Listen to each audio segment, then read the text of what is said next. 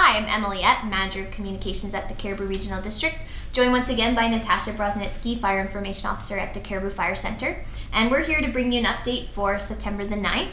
We're going to talk a little bit about the weather, some changes to CRD's alerts, and an update on the Elephant Hill fire. So Natasha's just going to start with the weather. Thanks, Emily. So I'll just briefly talk about the rain we've seen in the last couple of days.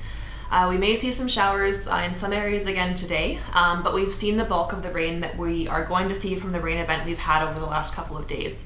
So generally we saw rain amounts between a couple of millimeters up to 10 millimeters. There was one weather station in the far northeast corner of the fire center that did pick up 13 millimeters of rain.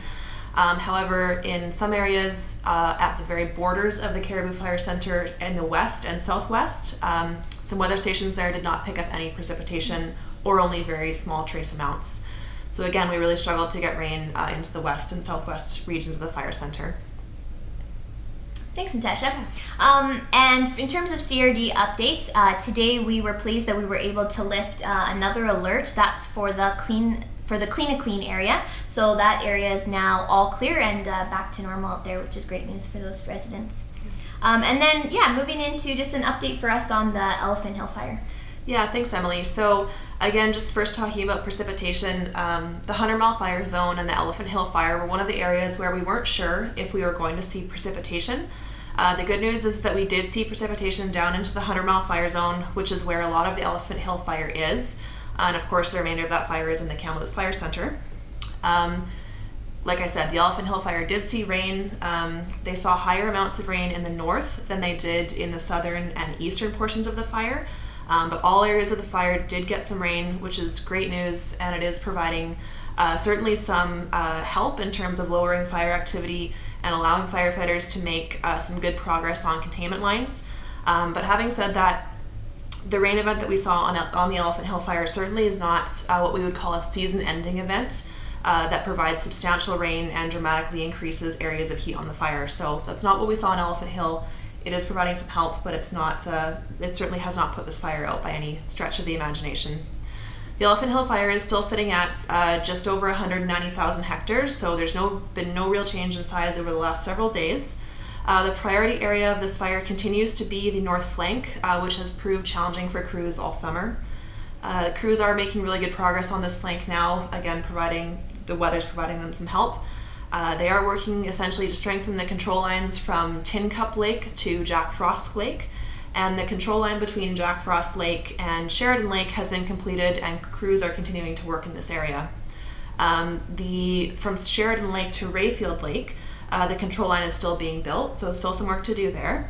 And crews are continuing to work day and night in general on the north flank of this fire, just trying to get as much work done as they can. In terms of the east branch of this fire, crews are still working in the Brigade area and Tobacco Creek areas, the Brigade Creek area and Tobacco Creek areas. And around Young and High Hume Lakes, there's very little fire activity, but crews are still in the areas working to extinguish hotspots. In general on this fire, the BC Wildfire Service does continue to work closely with structural protection crews to ensure that structural protection in the area is assessed and maintained as needed. Lastly, sort of in closing for this fire, I just want to recognize that we do realize anyone that's been following this fire will have seen recent updates that have been promising. We're talking about the rain, we're talking about some good work being done on containment lines in the north, and while this is certainly true, and while crews are making good progress on this fire, it still is an active wildfire. Crews are continuing to see rank 2 fire behavior, which again is a low vigor surface fire, but at times the fire is still reaching into the crowns of trees and candling the trees, so essentially running up the trees and igniting entire trees on fire. The incident management team from the BC Wildfire Service that's in charge of managing this fire right now is in constant conversation with both the Thompson-Nicola Regional District and Emily's Regional District, the Cariboo Regional District, to look for opportunities where they could provide recommendation to downgrade orders to alerts. We know that getting people home where it's safe to do so is a priority and remains to be a priority for the BC Wildfire Service and for regional districts. And we certainly recognize that it's been a long and trying summer for residents in this area and other areas in the Cariboo, and that they've been out of their homes for a while. We realize people are starting to look ahead to getting their lives back in normal working order and doing things like winterizing cabins, looking farther ahead, getting boats out of lakes. And we just want to say that we are looking closely at evacuation alerts and orders in the area, ensuring they're appropriate, working to get people home when it's safe to do so. But we still really do have to consider that this is an active wildfire and still is dangerous in some areas. Mm-hmm. Thanks, Natasha, for that update, and it's a great reminder. Yes, both the CRD as well as the Thompson-Nickel Regional District are working closely to make sure that when it's safe to do so, that we can get people home and back to normal. That is our goal, definitely. And if you're looking for updates on current evacuation orders and alerts for the Thompson-Nickel Regional District, make sure to visit their page and their online map at tnrd.ca. And if you're looking for Cariboo Regional District orders and alerts, that's at the cariboord.ca. So thanks for joining us, and stay tuned for more updates. I think our next video update will be early next week, and thanks for joining us.